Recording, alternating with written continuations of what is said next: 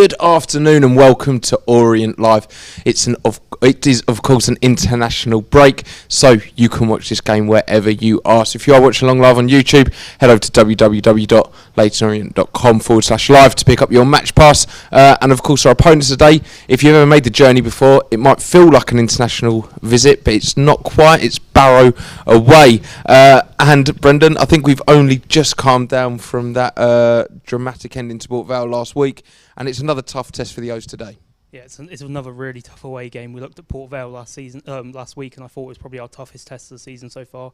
This isn't going to be much different. I think you as an Orient fan, you perhaps expect Barrow. They were kind of the underdog story that went up from the National League, but it's a very different Barrow side this year. They've got Mark Cooper, a manager that Orient fans will know well, and they've it's kind of changed the culture of the club. They've made some decent signings, and they're a side with a good budget, and I think they'll be expecting to be at least top half, maybe pushing in and around the playoffs. So real tough test to come and try and bounce back from last Saturday. For sure, and I know you've had your tough journeys in personally, Glenn, but didn't fancy the 500-mile round trip to Barrow and Finesse? I would have loved to if it was summer. I don't really like going up there. In the winter it always seems to rain up that way, but yeah, it's a long old trip. Fair play to all the Orient supporters who've made that trip today. They're doing the club proud, and hopefully they get something to cheer on at the end of the game. Hopefully so. Well, it's a fairly similar starting 11 for the O's this afternoon with just the two changes. So let's take a look at the starting 11. Of course, in goal is number 22, Lawrence Vigouroux. We should have the lineup coming up on screen just now. Here we go. We've got in goal number 22, Lawrence Vigouroux. Number 3, Connor Wood. Number 8, Craig Clay. Number 9, Harry Smith. Number 11, Theo Archibald. Number 15, Alex Mitchell. 16, Aaron Drinnan. 18, Captain Darren Pratley. 19, Omar Beckles. Number 25, Shadrach Oji. And 26, Hector Cipriano. And on the subs bench, Reece Byrne, Dan Happy, Dan Kemp, Tyrese Omotoye, Ruel Sotiriou, Anthony Papadopoulos, and Jaden Sweeney. So just the two changes from that game against Port Vale last weekend, with Tom James serving suspensions for his 5 yellow cards. And it looks like Craig Clay will be playing at right back for him, and Alex Mitchell also returns from injury, replacing Dan Happy. It's pretty expected that there, Brendan? Yeah, it's a team that almost picks itself with the return of Alex Mitchell and Tom James being suspended. I think Kenny had two options other than Craig Clay. I think he could have chucked a youngster in there like Papadopoulos or Tanga, who have played in the Papa John's Trophy at right wing back, but that'd be a big ask for them, I think. And then you could have also gone to a 4 at the back, but again, that poses the same question: who's going to play right back? And it probably would have been Craig Clay anyway, so probably a sensible decision to move him over to right wing back. He probably doesn't have the same delivery as Tom James. I think Tom James has been one of, if not our best player since we moved to 3 at the back. He's like our own Trent Alexander-Arnold in there, swinging crosses in. So we probably lose a little bit going forward, but as we know with Craig Clay, he's very good defensively. He'll work hard, he'll give 100%, and I've got no problems with him filling in there for today. And just to touch briefly on what you said there about Papadopoulos, and obviously we'll give a little nod to Tuesday's win against Crawley. It was a very well-drilled win. I thought Papadopoulos was outstanding in just how he played, as well as Ruel Sotiriou. They're both on the bench, but it was good on Tuesday night to see how much depth the O's do have. Yeah, definitely. You can only beat what's in front of you, and Crawley weren't the best. It was their second string, but for us to play that many academy players and win so comfortably, and like you said, academy graduates like Ruel Sotiriou, Anthony Papadopoulos, Shad had a great game in the centre of defence. I think really pleasing, and a nice little bounce back win to give us a little bit of confidence heading into Saturday. Absolutely, and of course no Paul Smith, Glenn, which it's frustrating seeing he's only just come back from injury, but you can't begrudge him a senior national call-up, can you? No, you can't. It's a bit of a strange one, considering he's only played 45 minutes after his injury to go on international duty. Hopefully he's fully recovered. His hamstring's as strong as it's going to be, because we would hate him to be away and pick up a slight niggle when he's out for a couple of weeks when he returns, because when he came on in the second half last week, he did make the difference. And he was instrumental in us getting those goals and driving us forward when in the first half it wasn't working out with Archibald for once. So he will be missed today. Good luck to him on his international break. Let's hope he comes back next week still fully fit. or a bit sharper, and we can throw him in next Saturday. Do you think it's gone under the radar a little bit about actually what a good player we have in our squad? He's played consistently in levels above, and we saw glimpses of it last weekend. Even on the opening day against Salford, he looked lively, and I think when he's back in, that'll be like a new signing. 100%. He's a great player, and he will bring a lot to the team. The fact that we've been doing so well, we were second in the league before last week's game, and we've been doing so well, and them front three we had have all been scoring and playing great football. If we would lose him and we were in a lower position, I think the supporters, and we'd be talking about, we've got these injuries to come back in, we've got Smith to come back in. The fact is, he's not been needed. Okay, there's been a few games where it would have been nice to have him available, but to come off the bench last week and remind everyone that what he's all about and what he can bring to the team is great. Let's just hope, like I say, he stays fit, he gets back in one piece, and he's back in the starting lineup. Well, hopefully that is the case. And of course, another player who is thankfully fit again is Alex Mitchell. He's looked so fantastic since joining on loan. And I think Kenny will be looking for a strong performance from him today against on a tough away day like today.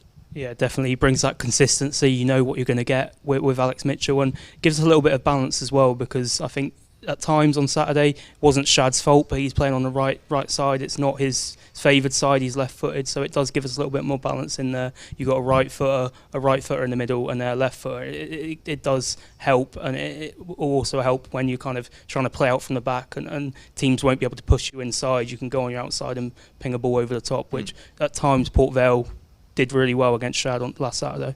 Absolutely, and Alex Mitchell is only, or is the only really chosen change. The other one's an enforced one with Tom James's suspension, and that consistency in the starting 11, it's going to be quite crucial, and it's going to be interesting today, Glenn, to see how we respond to only our second defeat of the season. Of course, the first away defeat of the season, and we're following that up with probably one of the toughest away games if you're looking at journey travelled, etc.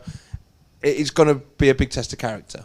Yeah, no, it will be, and obviously the manager, the players, they're all going to want to bounce back straight away from a bad first 45 minutes last week and a bad last 6-7 minutes last week, towards the end of the game. So they'll want to prove what good players they are, that it was a blip, it's just a bump in the road, what happened.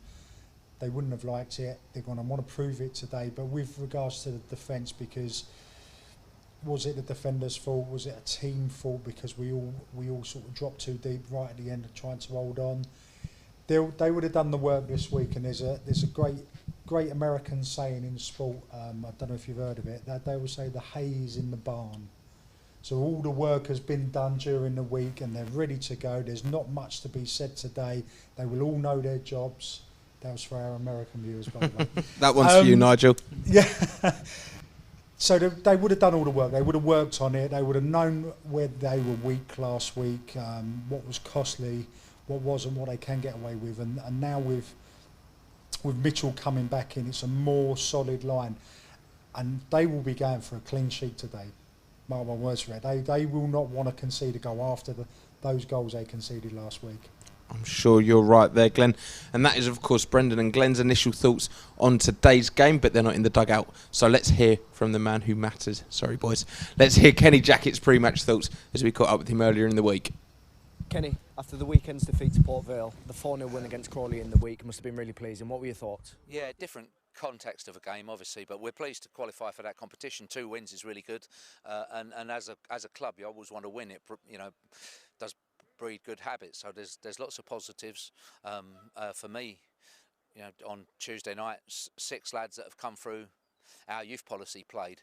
And I think that's as much as the result, I think that's the biggest stat and what pleases me most, because that competition is for some experience but some developing players, and we've used it there and come out very positively. So although it's very different, the league is our main aim.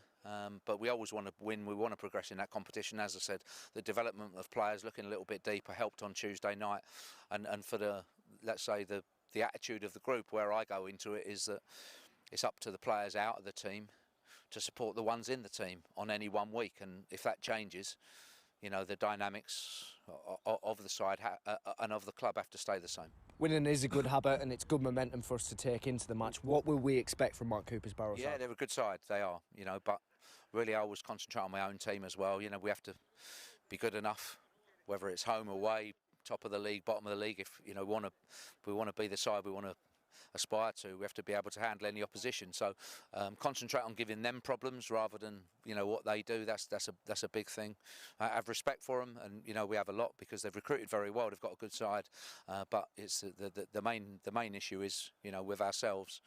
Is to really see if we can find a little bit more flow than we did last week. To be honest with you, we battled back the second half, and I thought that we caused them a lot of problems, Port Vale, in the second period.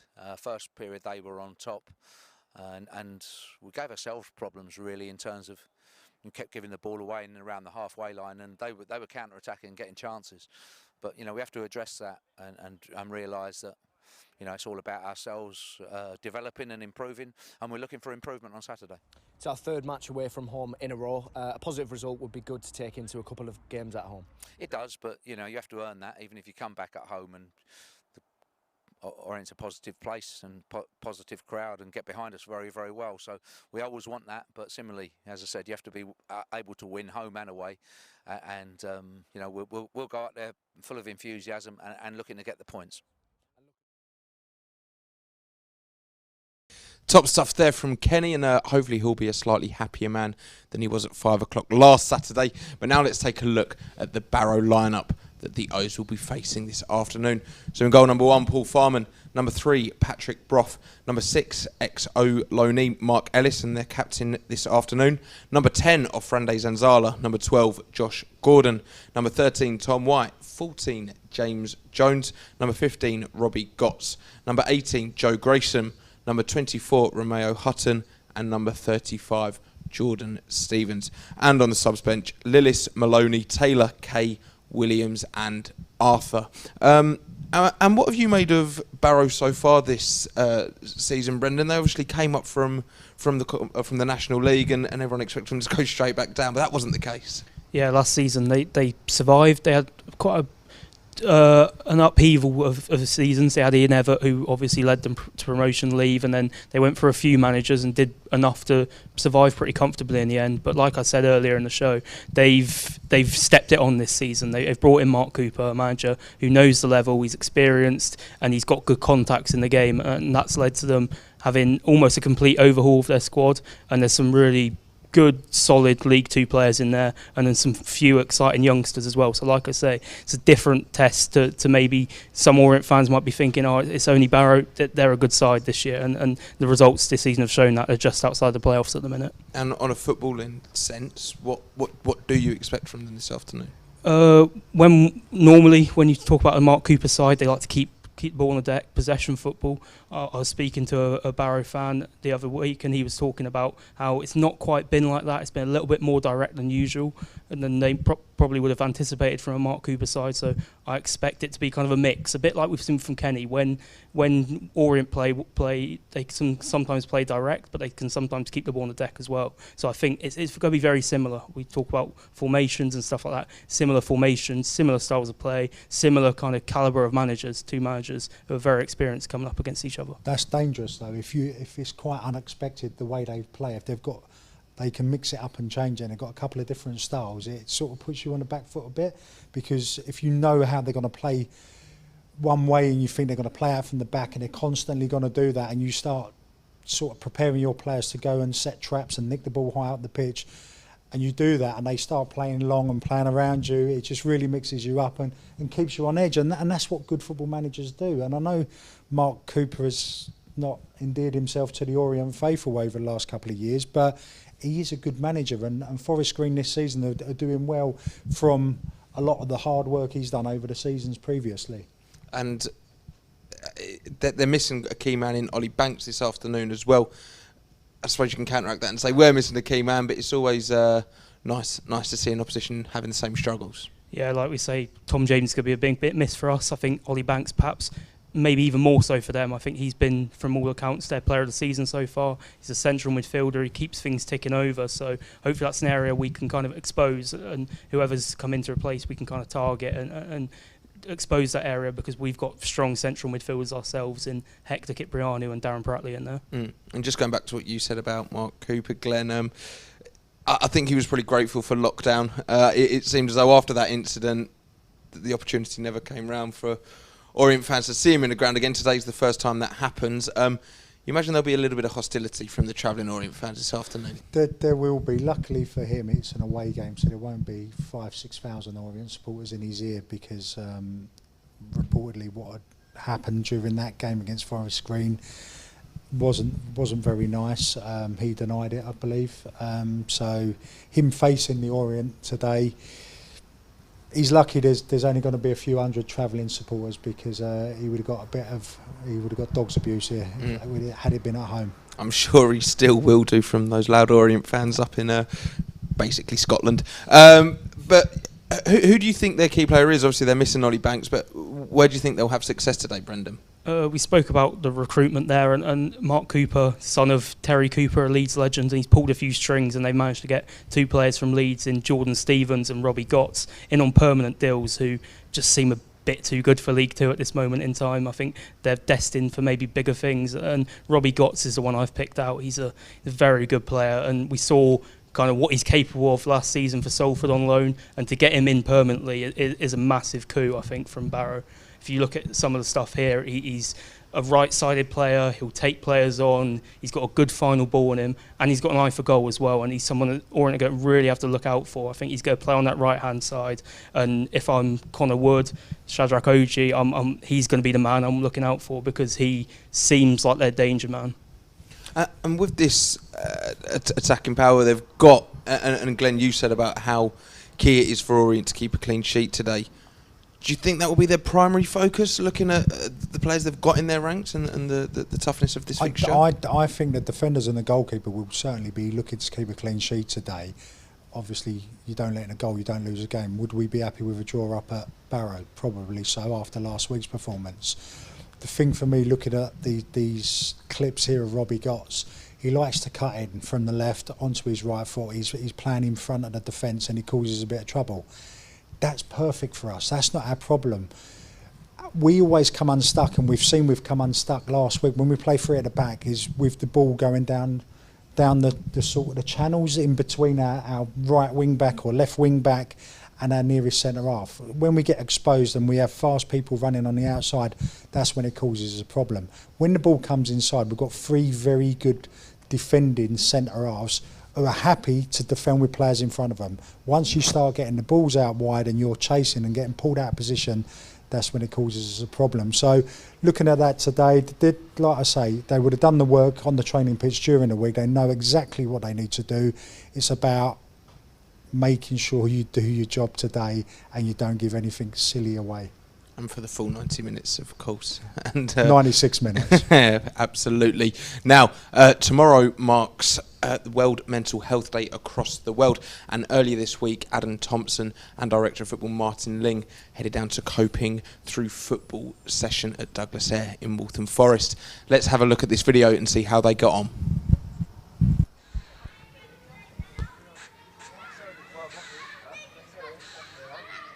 Yeah, I mean, I've been coming here for this is my 5th season. You know, since I've been here. Coping through football is a programme that will provide a service, a football service for people that are struggling with their mental health. It gives them exercise, it gives them interaction, it gives all the things that the thing that you want to do is, when you've got mental health problems, is isolate and sit on a chair and not move at all. So it just gets people out of themselves.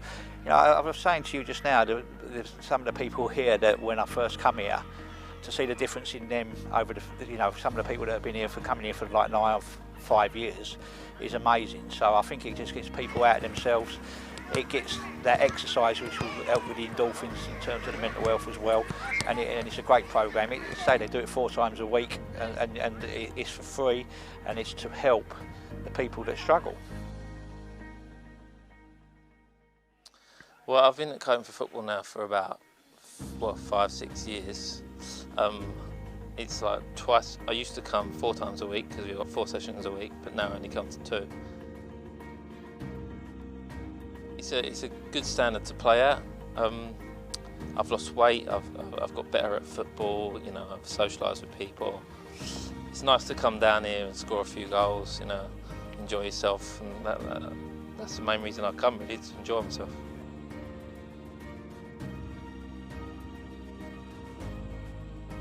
Well, I feel a lot better now. Obviously, I was in hospital when I first came here, but I was about 18 stone. Now I'm just under 16 stone.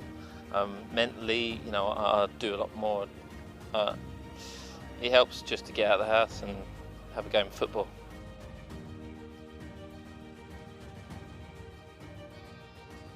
With World Mental Health Day this weekend, I just think it's massively important that it's out there in the public domain. You know, the one thing about mental health is that people don't want to talk about it. So anything like World Mental Health Day that makes people have a conversation and talk about mental health and to normalise it as much as they can. You say, you know, I've had my personal struggles. I'm not ashamed of it anymore. You know, I was when I had it. And when I first come out of it, I was ashamed of having mental health problems. I'm not today. I just know that it's something that crossed my path, I've dealt with, and I try to help out in any way, shape or form I can to any level of person. But say World Mental Health Day will be out there and it will get people talking, and again it's one of them things what I just said earlier is that people don't want to talk about it, and especially the people that suffer with it.